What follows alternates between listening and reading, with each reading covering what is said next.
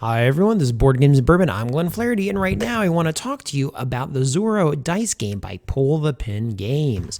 It plays 15 minutes to half an hour, although I've had games go a lot faster, 2 to 6 players, and 13 and over is the age, but you can be a lot younger. In fact, I will say the younger people seem to really enjoy this more than the adults. I also hear that on the Kickstarter there's going to be solo rules. Now the cool thing about the packaging is it's called Pull the Pin because when you open it, it goes like that, which is kind of cool. And it's a magnet case. You open it up, all the goodies are in there, right? Including little helper cards. Now, Zorro, the dice game, is essentially just a dice rolling game. Depending on the number of players, in this example I have two. I have green and I have red. You are just going to roll die and you're going to try to win stuff. There are different locations and you need to get a roll that matches the locations. So, for instance here, this location here is called Save the Farmer's Daughter. You need 2 swords and 2 yellows. Every side of the die has different things on it. Red, blue, green, yellow, swords, and a Z for Zorro, okay? Now, you try to defeat these. When you defeat those, you're going to get an item underneath it called common equipment. And it'll be things that help you manipulate dice. Like in this case, it says it lets you reroll greens, okay? Here it gives you an automatic sword. Here it gives you an automatic green. Here it lets you reroll reds, and so forth and so on, okay? So when you start the game, you're just going to take these die, you're going to roll them. Like let's say this green person was going to the yellow card, okay? They're going to roll. They got 2 blues that match 2 blues. They have a green that matches the green. And they're going to roll to try to get that last green. Okay, they didn't. They get their third and final roll, and they didn't get it. So nothing happens, and you have a dead turn. And in the beginning of the game, you're going to have a lot of dead turns because you have no way of manipulating dice. Let's say the red person goes here. They're going to roll. They need to get 2 blues and 2 Zs. They have 1 blue. All right, they're going to roll again. Their second roll, they have another blue. So they need 50% of these die to now be Zs. And they didn't get it. So another dead roll. And you're going to play the game and you're going to have a lot of dead rolls, okay? But I did find that the person who has success early usually wins the game.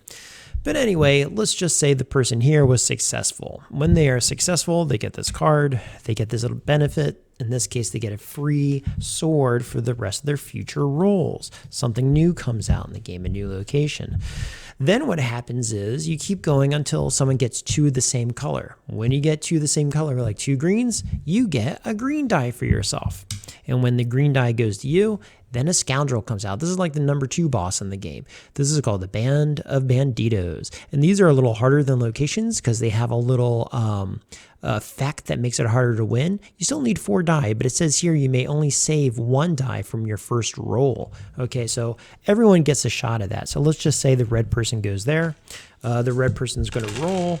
They needed 3 greens and a sword. They got nothing. They're going to roll again.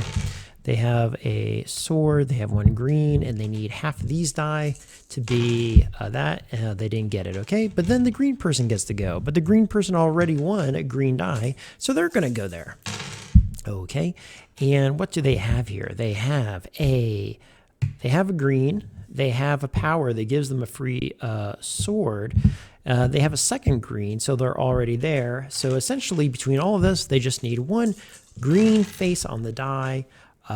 That was their second roll, and now it is their third roll. Usually it'll happen. In this case, no, another dead roll. Okay, great. Now, should somebody do a third card of a certain color, they get the next dice, right? If they had a third green, they get the third die. And then the final boss comes out. You're only going to face 1 boss in the game. The bosses are all harder. Now, instead of 4 die, now you have 5 die, and you have a condition. And once again, everyone has a chance to fight them. And if you're the only person to defeat it, congratulations, you're Zorro. If there is a tie between players, there's something called a roll-off, where it is the person who rolls the most swords. Now, and then you have the winner. Okay, so I think the kids at my school have really enjoyed it, so I don't want to take it away. I think it is too basic for a hobby gamer like myself to enjoy. Certainly, if the game is lasting half an hour, but Most of my games have not lasted that long. But I will tell you my experience with most of the games have been that I have rolled many games where I did not do anything at all the whole game, and I thought it was dreadful. Then there was a game where I rolled nothing the whole game. Somebody else did all the work. The big bad guy came out, and that was the one time I rolled and I got the combo, like on the first roll, and I won. That also didn't seem very fair. It didn't really seem like a game, so it's very luck driven, but it is a nice distraction. Certainly the art is nice, the components are nice. Anyway, that is Zorro. Decide for yourself if you want that. Also, it's made by nice people. It's made by the people who made Good Cop, Bad Cop. So you can keep that in your thinking. All right, thanks everyone. If you have any questions about the gameplay, let me know. Happy to answer and talk to you then. Bye.